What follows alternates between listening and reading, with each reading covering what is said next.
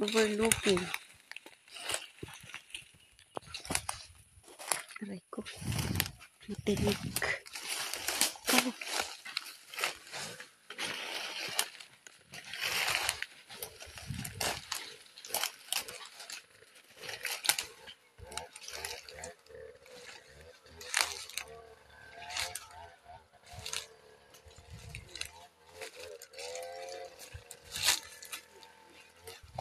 Kahoy.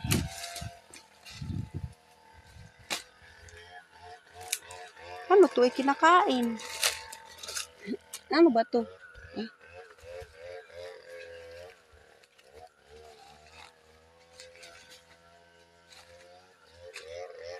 Overlooking pala dito talaga.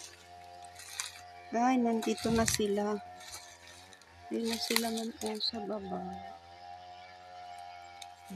Aray! Aray ko may tinik. Oh. Say. Ay, bakit hindi naman ako bababa? Nandito lang ako. Itingnan ko lang si Kuya Sego dyan sa baba. Ayun. Ganda buuan. Ay, baka tumakalusot. Hanggang doon pa pala yan. Pababa doon. Sa may nasunog na yun. Sinunog nila yung yan. Yun.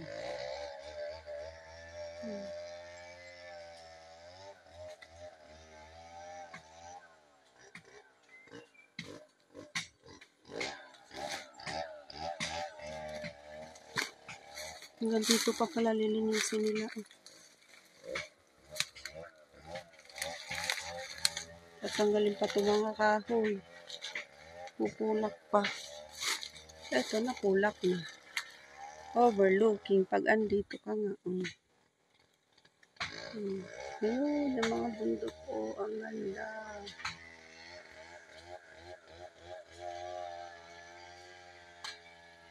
Yan. After 2 weeks daw, sunugin na siya. Pero habang nagsusunog, ito yung part ng 2 hectares, ma'am. So, 2 hectares po ito.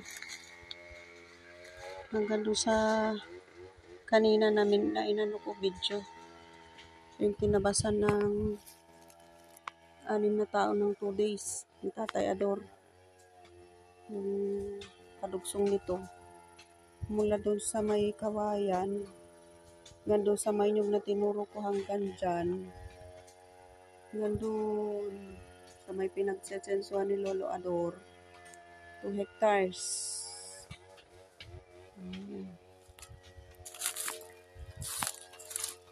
May nyug na rin siya. Ngayon ang gusto nila kay mangga daw dito sa bungad. Mangga tsaka rambutan.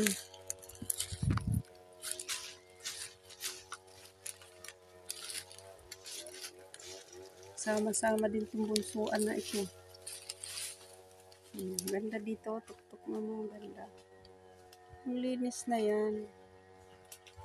Ayun. Yan, tinabasan nila yan kahapon. Doon sa may dulo na yun ng linis. Yan. Ang hindi po malinis, hindi yan sayo. Ang malinis na yan, galing yan sa baba. Pataas. Ito na yung taas niya. Yan na yung mga workers.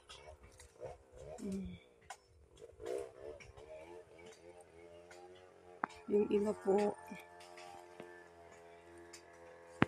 andun sila sa baba. Hindi ko makita. Andun po sila sa part na yan. Malawak na nang natabasan ng 2 days. Mag 2 hectares na.